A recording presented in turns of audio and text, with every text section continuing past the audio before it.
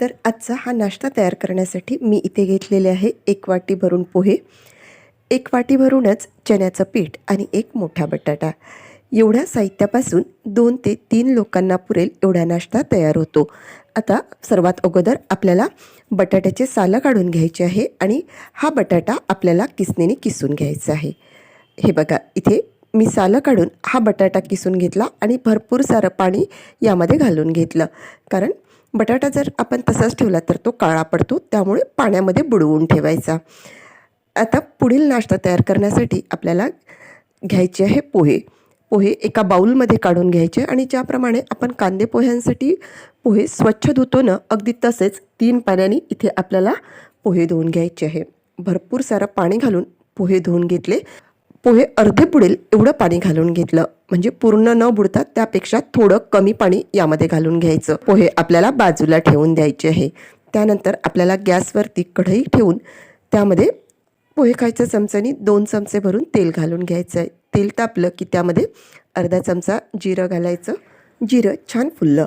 आता त्यामध्ये आपल्याला एक मध्यम आकाराचा बारीक कापून घेतलेला कांदा घालून घ्यायचा आहे आणि कांदा आपल्याला हलकासा सॉफ्ट होईपर्यंत मंद आचेवरती परतवून घ्यायचा आहे. आणि हे बघा, इथे आपला हा कांदा हलकासा सॉफ्ट झालेला आहे. आता त्यामध्ये आपण घालून घेऊ 4 ते 5 हिरव्या मिरच्याचे तुकडे आणि 4 ते 5 कढीपत्त्याचे बारीक कापून घेतलेले पानं, आणि हे सुद्धा 1 मिनटं तेलावरती परतवून घ्यायचं. हे सगळं छान 1 मिनटं आपण तेलावरती परतवून घेतलेलं आहे. आता त्यामध्ये अर्धा चमचापेक्षा थोडी जास्त सोप आणि 1 चमचा भरून तीळ घालून घ्यायचे. अगदी 1 मिनटं आपण हे तीळ आणि सोप परतवून घ्यायची. त्यानंतर आपल्याला यामध्ये कोरडे मसाले घालून घ्यायचे. तर मसाले आपण खूप जास्त इथे वापरणार नाही आहोत. 1 चमचा भरून लाल तिखट, 1 अर्धा चमचा भरून हळद आणि 1 चमचा भरून आपण इथे धना जिरा पूड घालून घेतली. खमंग 1 मिनटं तेलावरती परतवून घेतली. आता त्यामध्ये आपल्याला घालून घ्यायचा आहे किसून घेतलेला बटाटा. बटाटा घालताना पूर्ण पाणी, म्हणजे आपल्याला ज्याप्रमाणे व्हिडिओमध्ये दिसत आहे त्याप्रमाणे पाणी पिळून हा बटाटा यामध्ये घालून घ्यायचा आहे. मस्त दणदणीत एक वाफ या बटाट्याला काढून घ्यायची आहे. आता हे बघा, इथे आपला हा बटाटा छान परतला गेलेला आहे. त्यानंतर यामध्ये आपण घालून घेऊ काढून घेतलेलं चण्याचं पीठ आणि खमंग चण्याचं पीठ मंद आचेवरती भाजून घ्यायचं आहे. सुगंध सुटेपर्यंत भाजून घ्यायचं, म्हणजे आपल्या नाश्त्याला खूप छान टेस्ट येईल. आता आपण यामध्ये चवीपुरतं मीठ घालून घेतलं व व्यवस्थित सगळं भाजून घेतलं. 2 ते 3 मिनिट झालेलं आहे आणि आपलं सारण खमंग भाजलं गेलेलं आहे. आता आपण गॅस बंद करून घेऊ आणि हे खमंग भाजलं गेलेलं सारण पूर्णपणे थंड करून घेऊ. तर त्यासाठी आपण हे सारण एका बाउलमध्ये काढून घेऊ. सारण बाउलमध्ये काढून पूर्णपणे गार झालेलं आहे. आता हाताला थोडंसं पाणी घेऊन हे सारण आपल्याला मस्त असं एकजीव करून घ्यायचं आहे. 1 ते 2 मिनटं छान मळून घेतल्यानंतर आपलं हे सारण आपण बाजूला ठेवून देऊ आणि त्यानंतर आपण भिजलेले पोहे घेऊ. आता भिजलेले पोहेसुद्धा आपल्याला असेच मॅश करून घ्यायचे आहेत. जर पाणी कमी वाटत असेल तर आणखी थोडंसं पाणी घालायचं आणि गोळा होईल असं मस्त हे पोहे आपल्याला मॅश करून घ्यायचे. आता हे मॅश केलेले पोहे आपण तयार करून घेतलेल्या सारणामध्ये घालून घ्यायचे. भरपूर सारी कोथिंबीर आणि थोडंसं मीठ. आता आपण पोहे घातले ना, त्यामुळे त्या अंदाजाने मीठ घालून व्यवस्थित मिक्स करून घ्यायचं. खूप जास्त वेळ नाही लागत, अगदी काही मिनटामध्ये हे मिक्स होऊन जातं.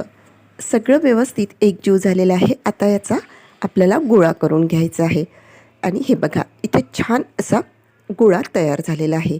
आता यापासून आपल्याला कटलेट तयार करून घ्यायचे आहे. तर त्यासाठी हाताला थोडं तेल लावून घ्यायचं आणि मोठ्या लिंबा एवढा गोळा काढून याला व्हिडिओमध्ये दिसत असल्याप्रमाणे कटलेटचा शेप देऊन द्यायचा. आता तुम्ही कटलेटचा शेप देताना काही साईडनी असं फाटल्यासारखं होतं, तर हाताच्या साहाय्याने ते पॅक करून घ्यायचं आणि व्हिडिओमध्ये दिसत असल्याप्रमाणे कटलेट तयार करून घ्यायचं. आणि हे बघा, इथे आपलं हे एक कटलेट तयार झालेलं आहे. असं हे तयार कटलेट आता एका प्लेटमध्ये अशाच पद्धतीने मी तुम्हाला दुसरा कटलेट तयार करून दाखवते. त्याच पद्धतीने मी एक मोठ्या लिंबा एवढा गोळा काढून घेतला, हातावरती पहिल्यांदा गोल करून घेतला आणि त्यानंतर त्याला छान चपटा असा कटलेटचा शेप देऊन दिला. साईडचे जे काही फाटलेलं होतं ते हाताच्या साहाय्याने व्यवस्थित करून घेतलं. हे तयार कटलेटसुद्धा त्याच प्लेटमध्ये ठेवून घेतलं. अशाच पद्धतीने आता इथे आपण पाहिजे तेवढे कटलेट करून घ्यायचे. बाकीचा गोळा तुम्ही फ्रीजमध्ये ठेवून दुसऱ्या दिवशीसुद्धा वापरू शकता. आता मी इथे 7 कटलेट तयार करून घेतले. तुम्ही बघू शकता खूप सुंदर आपले हे कटलेट दिसायला तयार झालेले आहेत. दिसायला जेवढे छान दिसत आहेत ना, खायला तर त्याहूनही जास्त चांगले लागतात. कटलेट आपण बाजूला ठेवून घेऊ आणि त्यानंतर एका वाटीमध्ये 2 चमचे भरून मैदा घेतला. त्यामध्ये 1 चमचा भरून तीळ घालून घेतले. चवीपुरतं मीठ घालून 1 चमचा भरून चिली फ्लेक्स घालून घेतलं आणि 1 ते 2 चमचे भरून त्यामध्ये बारीक चिरून घेतलेली कोथिंबीर घालून त्यामध्ये पाणी घालून घेतलं. छान पातळ सरसरीत आपल्याला याची स्लरी तयार करून घ्यायची आहे. आणि बघा इथे आपली ही स्लरी तयार झालेली आहे. कटलेट आपण या स्लरीमध्ये व्हिडिओमध्ये दिसत असल्याप्रमाणे बुडवून घ्यायचं. परंतु त्यापूर्वी आपल्याला गॅसवरती एक पॅन ठेवून घ्यायचं आहे आणि त्यामध्ये पोहे खायचा चमच्याने 2 ते 3 चमचे भरून तेल घालून तेल संपूर्ण पॅनमध्ये पसरवून घ्यायचं आहे. आता या स्लरीमधून एक एक कटलेट डीप करून आपल्याला पॅनमध्ये ठेवून घ्यायचं आहे. गॅसची फ्लेम सुरुवातीला पूर्णपणे लो ठेवायची आणि बघा इथे आपलं हे कटलेट आता स्लरीमध्ये घालून मी पॅनमध्ये ठेवून घेते. एक कटलेट ठेवून घेतलं. अशाच पद्धतीने आता इथे मी दुसरं कटलेटसुद्धा ठेवून घेते आणि बाकीचे सगळे कटलेट एक एक करत आपण या पॅनमध्ये ठेवून घ्यायचे. गॅसची फ्लेम मीडियम टू हाय करायची. स्लरीमध्ये खालच्या साईडनी हलके आणि चिली फ्लेक्स आणि जी कोथिंबीर घातली ना, तुम्ही बघू शकता ती आपल्या कटलेटवरती किती छान दिसत आहे. हे बघा इथे आपलं सर्वात शेवटचं कटलेटसुद्धा ठेवून झालेलं आहे. आता आपण गॅस थोडासा मोठा करून घ्यायचा, म्हणजे मीडियम टू हाय करून घ्यायचा आणि वरच्या साईडनी कोरडे होईपर्यंत हे कटलेट असेच राहू द्यायचे. 2 ते 3 मिनटामध्ये वरच्या साईडनी हलकेसे आपले कटलेट कोरडे झालेले असतात. तर हे झालेले कटलेट चमच्याच्या साहाय्याने आपल्याला परतवून घ्यायचे आहेत. तर त्यासाठी मी इथे काटा चमचा वापरला आणि व्हिडिओमध्ये दिसत असल्याप्रमाणे हे कटलेट असे परतवून घ्यायचे आणि अलटीपलटी करून मस्त गोल्डन रंग येईपर्यंत हे कटलेट आपल्याला परतवून घ्यायचे आहे.